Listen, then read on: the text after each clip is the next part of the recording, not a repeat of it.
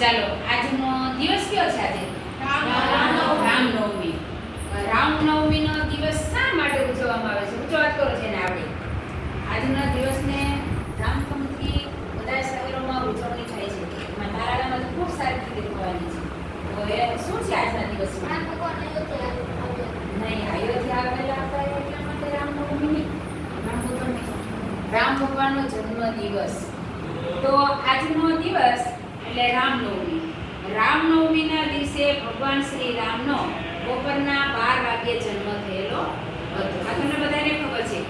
આજે બીજા એક દિવસ તરીકે ઉજવવામાં આવે છે, ખબર હોય તો તમને. બીજા ધર્મની સાથે જોડાયેલો છે કોઈને ખબર? આજે ભગવાન કયા બીજા ભગવાનનો જન્મ દિવસ છે? કોઈને નથી ખબર?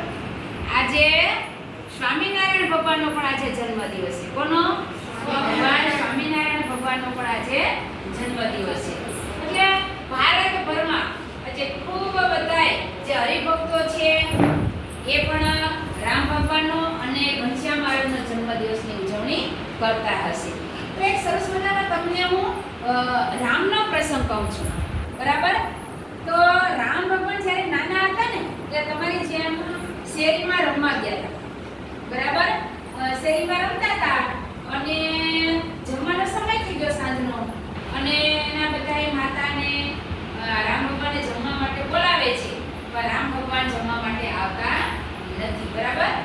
પછી કોઈનું ના માન્યા, પછી કઈ માતા ગયા, અને આપણે બધાય કઈ માતાને અવગણના કરીએ છીએ, દોષિત પાત્ર આપણે ગણીએ છીએ, પણ ના, ખરેખર એવું નથી.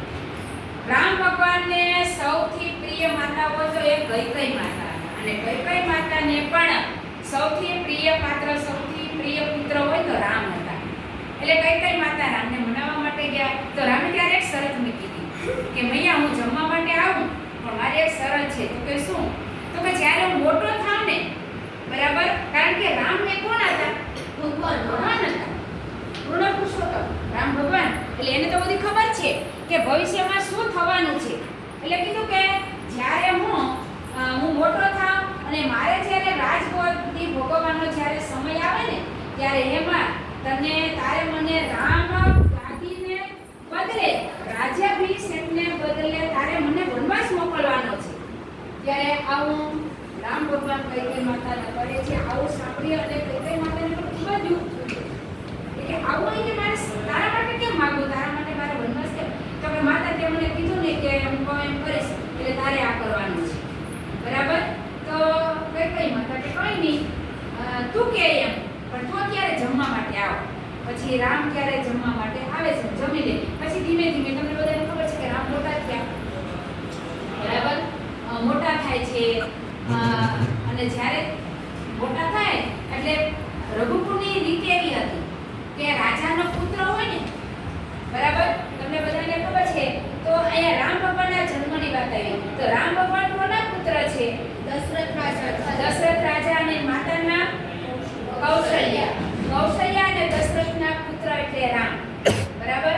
હવે આ રીતના રામ મોટા થાય અને એ રઘુકુળની રીત એવી હતી કે મોટો પુત્ર હોય ને એને રાજગાદી આપવામાં આવે. તો અહીંયા રામ મોટા હતા, બરાબર?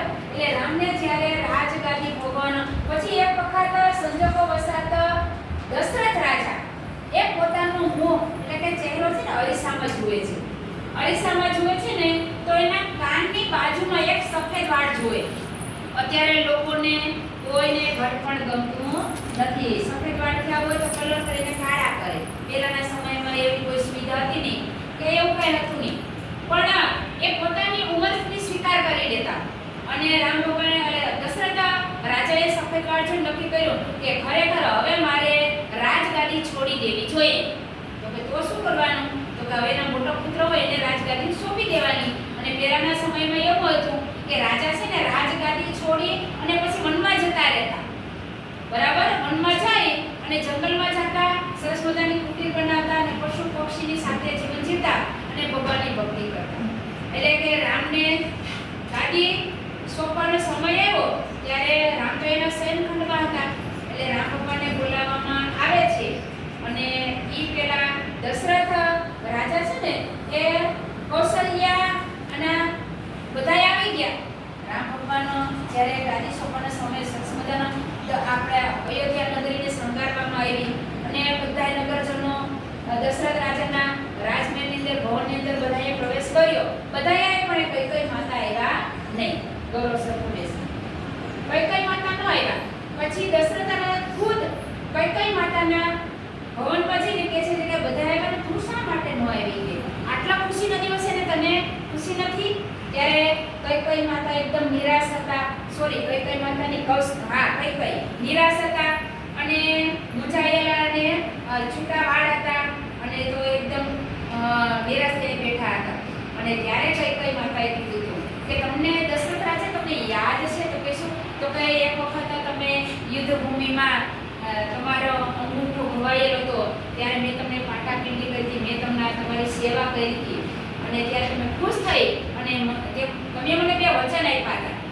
તો કે હા. તો કે ઈ વચન આજે હું માંગુ છું. ત્યારે મારે વચનની જરૂર નથી, આજે હું 2 વચન માંગુ. તો કે ક્યાં 2 વચન? તો કે આજે કોનો રાજ્યાભિષેક થવાનો છે? તો કે રામનો. તો કે હવે સાંભળી લો. તો આજે રાજ્યાભિષેક રામનો નહીં, રામને તમારે 14 વર્ષનો વનવાસ આપવાનો છે અને મારા ભરતને રાજગાદી આપવાની છે. બરાબર? તો આ કોના કહેવાથી આવું થયું છે? કઈ કોના કહેવાથી રામને વનવાસ માંગ્યો છે? માતા કોના કહેવાથી? હમણાં જ પહેલા મેં વાત કરી. કોના કહેવાથી? રામના તો કહેવાથી બરાબર છે. રામે એ પછી મંત્રા દે ને પછી એને સરસ્વતી માતાને આદેશ આપ્યો કે તું મંત્રના જીવે. આપણા સરસ્વતી ક્યાં નિવાસ કરે છે? આપણા જીભની અંદર. પછી પેલા સરસ્વતી માતાએ કઈ માતાના જીભ ઉપર વાસ કરે છે અને પેલી મંત્રા છે ને એ કોને? તો કઈને કાનમાં કઈક વાત કરે છે અને આવી વાતો કરે.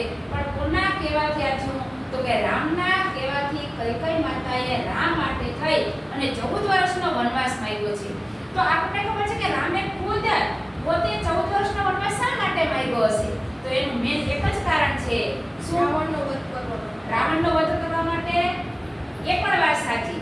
પણ રામના એક ભગવાન છે, એને ખબર હતી ભગવાન છે અને રામની રાહ જોઈને ઘણા ઋષિ મુનિઓ વનની અંદર જંગલની અંદર તપ કરતા હતા અને તપ કરતા એના ઉપર રાફડો વળી ગયો હતો. બરાબર? ઘણા જીવજંતુ, ઘણા પશુ પક્ષી અને બીજા એક વૃદ્ધ ડોસી માટે પણ ખબર છે રામને વર્ષોથી તપસ્યા કરતા હતા. કોઈ યાદ છે? હા, શબરી. એ રામના ભક્ત જે શબરી છે એ પણ રામ ભગવાનનો ઇંતજાર રાહ જોઈને બેઠા હતા. તો આ બધાનો ઉદ્ધાર કરવા માટે થઈ અને રામ ભગવાને ખુદે પોતે 14 વર્ષનો વનવાસ સ્વીકારેલો હતો. એટલે આ એટલે કયો પ્રસંગ?